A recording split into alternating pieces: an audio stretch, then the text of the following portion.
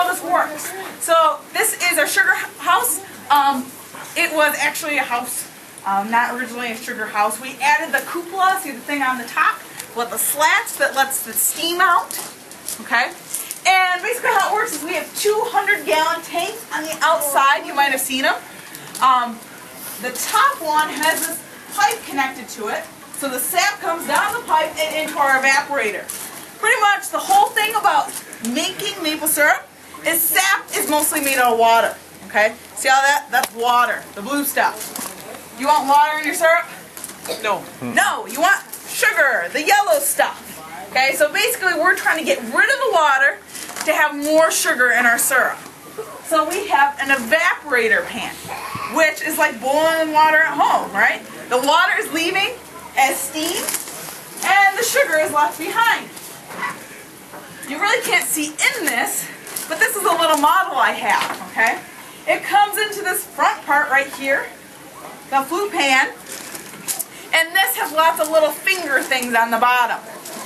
This second part is where we finish it, where the maple syrup comes out of. This part is right above the fire, okay? You might think there's more evaporation going on here, but actually, this pan, has all these fingers. That increases the surface area, getting this area hotter faster, so more evaporation happens here. This is more sap-like. When it leaves here, there's 3 stages, okay? And they're divided by panels. So we have the first stage is not done. The second stage, these 2, medium rare, is medium. Yeah, and then our last is done. Okay? And you can kind of see by color how that's happening. So I'm gonna go over here. I'm gonna pick some up. You guys can see the color. This is the not done. I don't know if you guys can see. It's like water, right? Alright, the middle part, starting to look a little bit more like Coke. And then the last one is the dark stuff. Now, you can't just tell by color, even though that's kind of an indicator. There's 2 things that we can use to tell. The temperature, this big dial right there, has to be at 219. We're up to 216. Okay, so we're getting there. And we use the density test. So things with more sugar are more dense than water. So we use a thing called a hydrometer. Okay, it's this thing right here, and it's a little magic trick, like a bobber. You put it down, and it bounces back up. When it hits this top red line, and it's hot, that means it's done. Okay, throw it over here. Alright, put it up, stick it down to the bottom, let go, bounces. And when it hits that top red line, it's done. Alright, so we got a little bit more to go.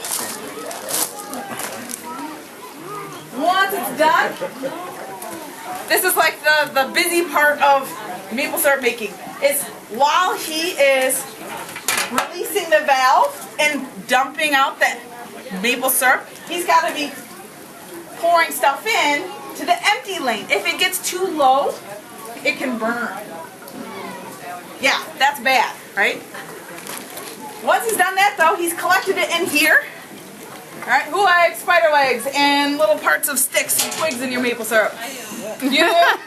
Then you don't need one of these. Alright? It's a filter, right? A paper filter, like a coffee filter. Alright? And then we have a felt one. Okay? And that takes out the spider legs and the bad parts. But it takes out something else that we don't want. Sugar sand, thank you. Yeah. Awesome, someone knows. Yeah, it takes out sugar sand. This is all the nutrients in the sap, okay, that crystallize and form like sand-like particles. Okay, do you guys want sand on your pancakes? I don't think so. So we take this out, we throw it away. Alright, but it is gritty and sweet. But all the nutrients we don't need. Once we're done, then we can heat our maple syrup and put it into bottles, right?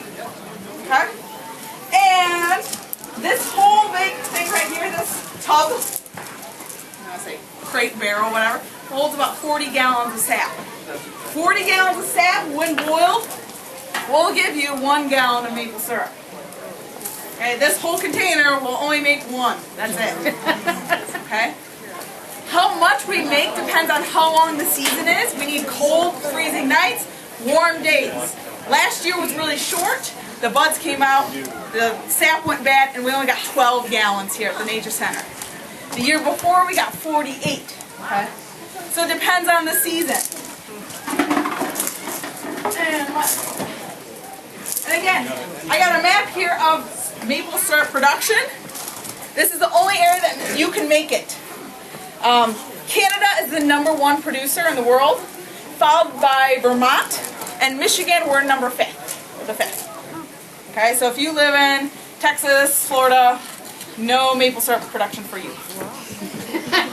Sorry, you got warm weather, but you don't have maple syrup. Not even the colder northern states, Dakotas and all that there, none of them either? Nope. Nope. That's a lot of plains. So, more tundra.